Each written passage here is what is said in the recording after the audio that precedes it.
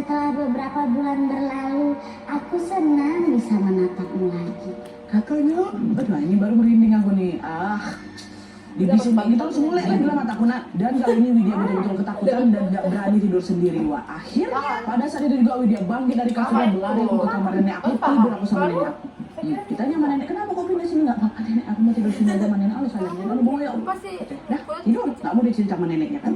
Karena memang di rumahku nggak pernah ada apa-apa, Nadia. Nggak pernah ada seram-seram kayak gitu. Nah, keesokan harinya, Wak, ketika Widya ini sudah tiba di sekolah, dia agak telat diberangkat ya. Widya langsung duduk di bangku yang memang bersebelahan dengan temannya. Nama temannya ini Zaskia, dipanggil Kia. Nah, selain sebagai teman sebangkunya, Kia ini merupakan sahabat baiknya Widya dari SD, Wak. Dari dulu Widya ini mengenal Kia sebagai orang yang sangat menyenangkan, ceria, dan selalu jadi mood boosternya gitu lah. Pokoknya bestinya kali lah si Kia ini. Tapi pada suatu hari, Kia yang memang biasanya suka bercanda itu secara mendadak berubah sikap, Wak. Dia ini tiba-tiba menjauh gitu loh, seolah sedang jaga jarak gitu lah sama aku Nadia. Widya nggak tahu apa sahabat baiknya itu berubah sikap, tapi yang jelas kata Widya ya, Kia ini jadi aneh sejak mereka pulang liburan pada awal tahun kemarin. Dan setiap kali ku tanyakan, kenapa kamu kayak gini waktu liburan kemarin, aku udah salah apa sama kamu? Nggak, aku tanya kayak gitu kan. Dan pertanyaan itu selalu dijawab sama Kia dengan kalimat super singkat, nggak apa-apa. Nggak apa-apa kok, selalu kayak gitu aja dia. Nah, pada pagi hari waktu Widya baru datang ini, sikap janggal Gia tadi lagi-lagi terjadi, Wak. Masih diam-diam dia. Widya waktu itu lagi-lagi sempat sedikit mengajak basa-basi lah gitu kan. Di situ Widya bilang, ya Allah Kia, aku kesiangan loh, aku kira tadi aku bakal telat sampai sekolah. Untuk masih keburu nih, aku tadi sampai jam berapa di sini sayang? Udah sarapanmu? Nah, dengar ucapan Widya itu, Kia lagi-lagi cuma diam tanpa menjawab apa-apa. Tapi anehnya, Nat, di pagi itu, Kia kan biasanya udah jaga jarak aja sama aku gitu kan. Nah, pagi itu Kia ini malah memandangi wajah Widya dengan tatapan ketakutan. Kayak kayak gitu.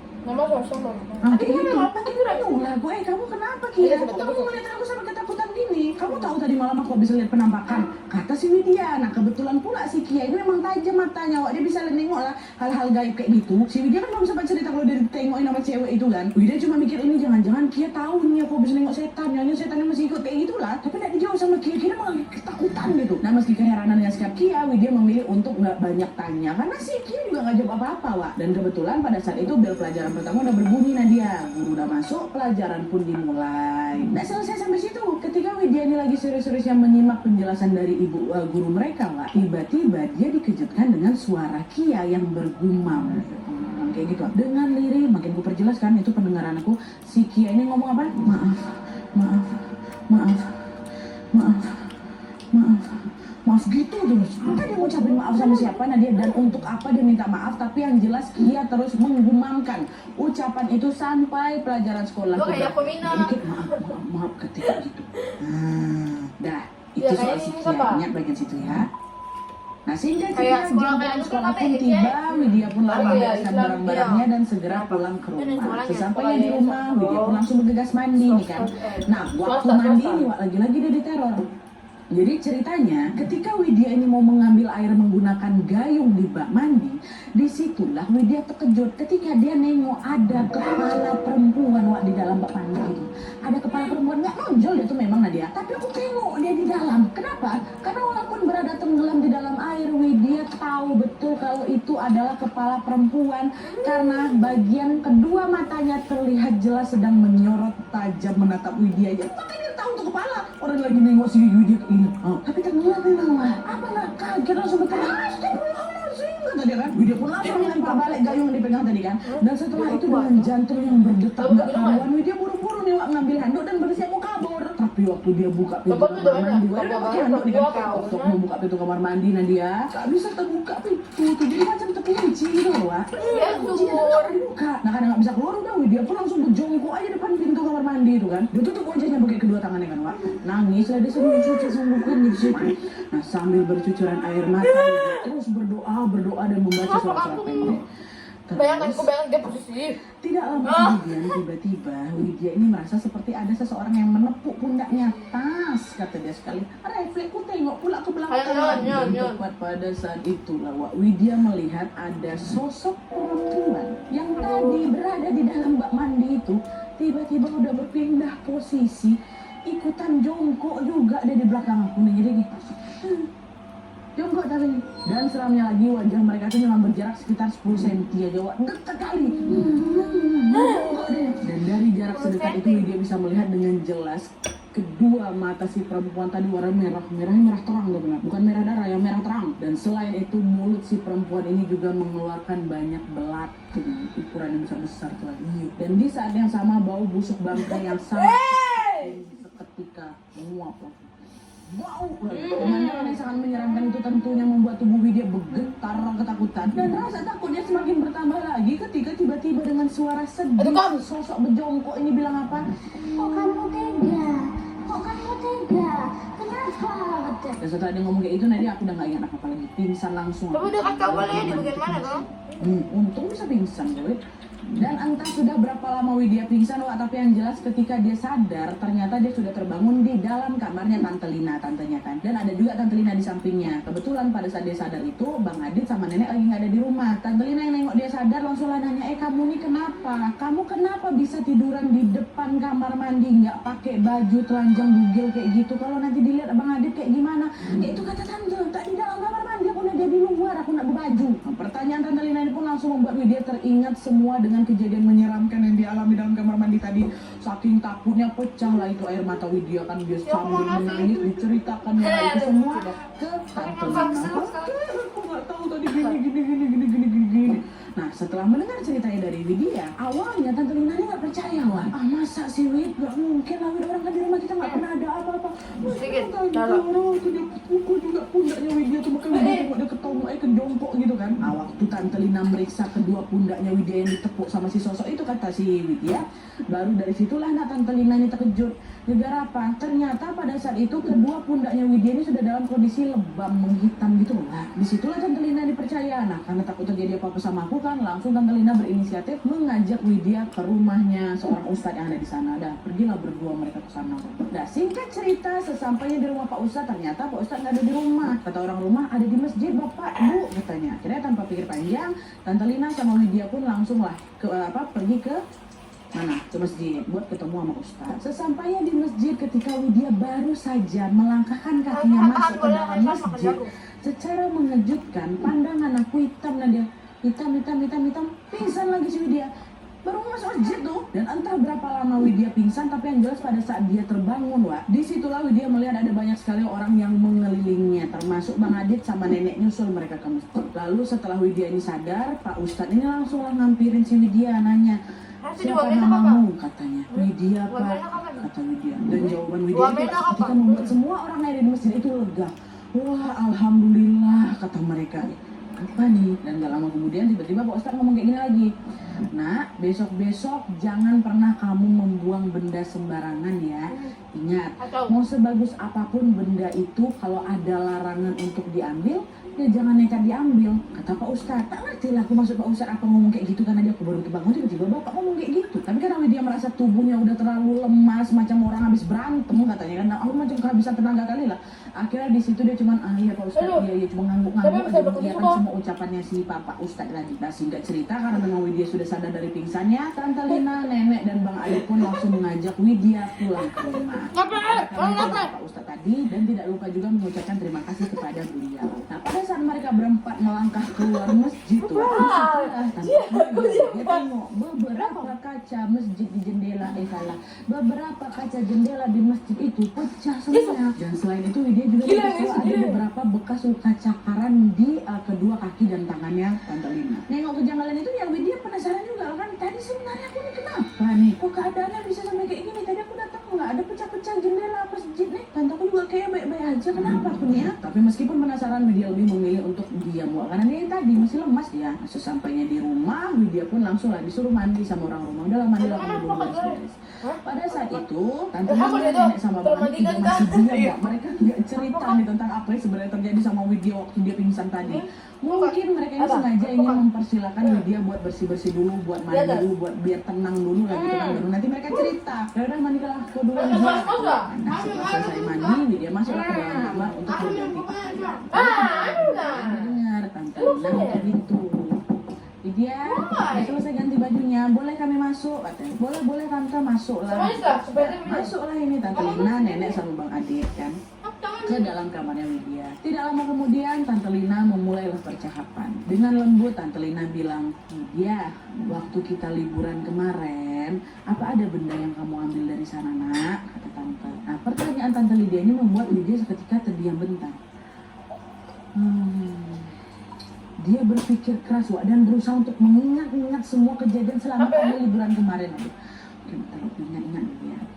Lalu dalam waktu singkat Widya ini tiba-tiba tuh peranjak kaget dan dia bilang, "Astagfirullahaladzim Tante, iya ada Tante, ada," katanya. Gak penasaran kan apa yang diambil sama Lina waktu liburan tuh? Tahan dulu ya, karena sebelum lanjut aku mau ceritain dulu nih tentang perjalanan liburan Widya kemarin. Kan tadi udah kusah-kusah nih liburan kemana mereka Nadia emangnya ini. Jadi ceritanya pada awal liburan tahun ini itu ke Papua. Widya ini sempat pergi berlibur ke suatu daerah. Pada saat itu dia liburan sama Kia, sahabatnya sebangku tadi itu, Tante Lina dan juga tantenya Kia, sama si Widya. Jadi masing-masing tante berempat nih mereka pergilah ke pantai sana dan mereka berlibur di sana selama beberapa hari. Di hari pertama di sana kami menghabiskan waktu buat rebahan di hotel aja Nadia. Barulah di hari kedua setelah sarapan di hotel, mereka berempat pergi ke sebuah pantai yang memang berada tidak jauh dari hotel mereka. Dan pantai yang mereka kunjungi ini merupakan tempat wisata yang sangat populer sehingga sangat ramai pengunjung yang datang tua. Tapi keramaian itu tidak menyurutkan antusiasme mereka berempat. Selama di pantai mereka sangat seru kan bermain air, mereka berlari-lari dan mengumpulkan kerang-kerang. Beberapa saat kemudian ketika mereka udah mulai lapar lagi, Tante Lina dan pergi mau beli makan. Sementara si Widya sama si Kia masih asik kok menyusuri pantai untuk mencari kerang. Saking asiknya mereka terasa ternyata pada saat itu Widya dan Kia ini udah sampai di ujung pantai nih, ujung pantai yang macam berbatu-batu gitu lah kan. Di antara batu-batu yang mereka lihat itu, tanpa sengaja disitulah mereka melihat ada semacam guci. Guci dari tanah liat. Ukurannya lumayan besar. Kalau kosong, Kia bilang, kita pakai aja lah guci itu buat wadahin kerang-kerang ini yuk. Kerang kita banyak nih, nggak muat kalau dibawa pakai tangan, kita masukin aja ke dalam guci itu katanya. Widya pun sepakat aja sama ucapan Kia kan. Kayaknya apa isi ini? Dia punya ini tapi langsung mengambil apa juga nggak buka apa tapi saat dia akan mengambil si guci ini, dia yang ngambil ya. Ternyata ya orang meninggal kan salah satu masih batu besar memang berada tidak jauh. abu ya betul. Dia nengok ada tulisan gitu, jangan diambil. Ya, waktu itu dia mikir itu ya cuman ulah orang iseng aja, karena tulisan jangan diambil itu macam ditulis asal-asalan pakai batu tuh lah. Makanya Widya pun tetap mengambil guci yang mereka temukan tadi dan dia mengabaikan tulisan itu. Jadi pikir cuma tulisan orang iseng aja, oh cuma asal-asal kok ada tulisnya. Ya Widya sama Kia pun betulan tuh dimasukkannya kerang-kerang yang mereka ambil tadi ke dalam guci. Setelah itu mereka balik lagi lah ini menemui tante-tante mereka untuk makan bersama. Udah selesai itu makanan udah dibawa sama mereka. Nah ketika Tante Lina melihat Widya datang bawa gunci pula bawa guci tadi, Tante Lina langsung bilang, "Guci apa itu nak? Jangan dibawa nanti malah menemuin tempat, gak berguna juga, kata si udah buang aja," kata Tante Lina. Nah pada saat itu Widya pun gak ngebantah ucapan tantenya. Dia mikir, iya juga ini. Dan dia pun langsung lakukan kerang-kerang yang dimasukkan tadi ke sana. Lalu setelah guci itu kosong, Widya pun segera dibuangnya. Lah itu guci. Tapi ketika Widya ngebuangnya tanpa sengaja, guci itu macam terlepas gitu dari kedua tangannya. Niat aku gak mau ngelempar dan dia waktu mau taruh jatuh. Lunturlah guci itu geluntung. Coba deh guys, kita cuci tangan dulu. Hancur gak berkeping-keping kan? Kita minum. Sekarang ini selesai. Habis itu kita jalan-jalan keliling kompleks. Dulu, ayo. Ke mana? Jalan keliling kompleks. Dengar, habis main keliling kompleks, kita ini apa namanya main bulu tangkis. Berapa kali aja? Yang penting kita cuma main dulu. Habis itu kita duduk bisa berdiri di luar sini. Main Uno sambil makan ini. Setuju? Iya. Oke. Ini dulu minum. Wah, kita tahu ya. Aku mau kemana? Oh iya. Doa. Iya. Ayo lagi sih Joshua. Atin so bisa lihat Jam berapa? jam 4. Sudah 4 nih. Enggak tuh pasti udah buang aja. Bego ya, sama. Nah pada saat itu Widya pun gak ngebantah ucapan tantenya. Dia mikir, iya juga ya ngapain. Gila apa? Dan dia pun langsung keluarkan kerang-kerang yang dimasukkan tadi ke sana. Lalu setelah guci itu kosong, Widya segera dibuangnya. Lah itu guci. Tapi ketika Widya ngebuangnya tanpa sengaja, guci itu macam terlepas gitu dari kedua tangannya. Niat aku gak mau ngelempar dan dia waktu mau taruh jatuh, luncur lah Gucci itu geluntung kena batu. Kamu bikin Hancur saja. tapi keping-keping kan? Nah, karena Widya mikir itu cuma Gucci biasa, akhirnya udah Widya pun membiarkan begitu saja. Ya udahlah, maaf ya, jadi pecah. Nah, akhirnya mereka lanjut lagi di berempat. Tanpa terasa waktu pun sudah mulai sore. Mereka bergegas langsung kembali lagi ke hotel. Awalnya sampai sini cuma bebe aja. Sampai Kan begitu, akhirnya kau gila kan? malam tiba dan Nanti ini, semuanya ini, sudah pecah. tertidur. Disitulah teror menyeramkan ini dimulai. Jadi malam itu ketika semua orang sudah terlelap, tiba-tiba Kia, kawannya si Widya ini teriak. Teriak gitu kan. Teriakan itu kan langsung membangunkan mereka berempat. Nah ternyata waktu ditemui si Kia Balik lagi kita buka untuk dia di selimut. Waktu ditemukan takut kan lah dia pukul. Dia pun berusaha untuk menenangkannya. Mereka nanya Kia kenapa? Ada apa?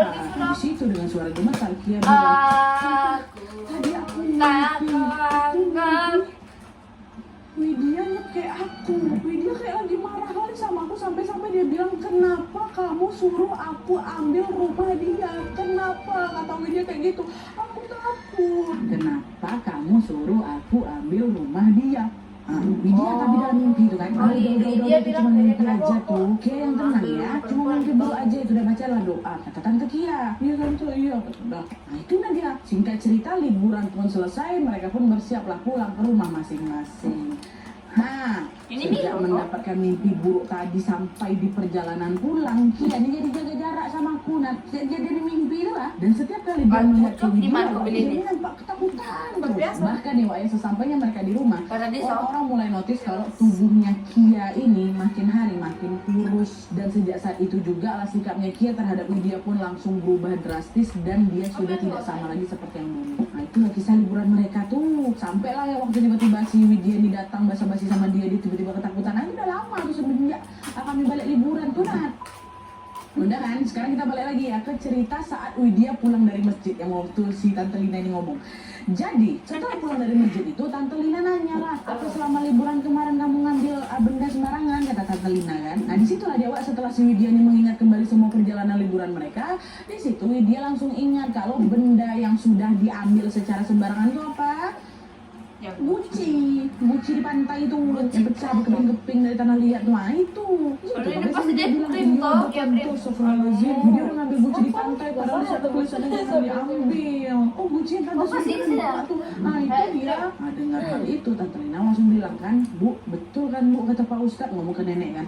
Kamu tahu dia tadi pada saat kamu pingsan di masjid, sebenarnya waktu itu kamu lagi kesurupan. Tante nih tengok sampai kamu cakar-cakar, semua barang kamu lempar di sana, masjid kamu lempar, meja kecil orang ngaji kamu lempar ke kaca, makanya sampai pecah-pecah jendela kaca tuh. Besok nenek yang ganti. Kami nggak tahu kenapa kamu bisa kesurupan tiba-tiba waktu kamu masuk masjid tadi tuh. Akhirnya disitulah kamu langsung diruqyah sama Pak Ustadz. Dan setelah ruqyah itu selesai, Widya masih pingsan tuh. Disitulah Pak Ustadz cerita banyak ke Tante Lina. Ini waktu di masjid ya. Nah, Pak Ustadz bilang kalau ini berdasarkan penglihatannya Pak Ustadz, ternyata dulu di pantai tempat mereka liburan kemarin ada seorang perempuan yang dihilangkan nyawanya sama suaminya sendiri. Dan konon katanya tubuh perempuan itu dikubur tidak jauh dari sana dan kepalanya si perempuan ini ditaruhlah di dalam guci. Mereka nggak tahu apa alasannya membuat tubuh si perempuan itu dikubur tapi kepalanya malah ditaruh dalam guci, nggak tahu.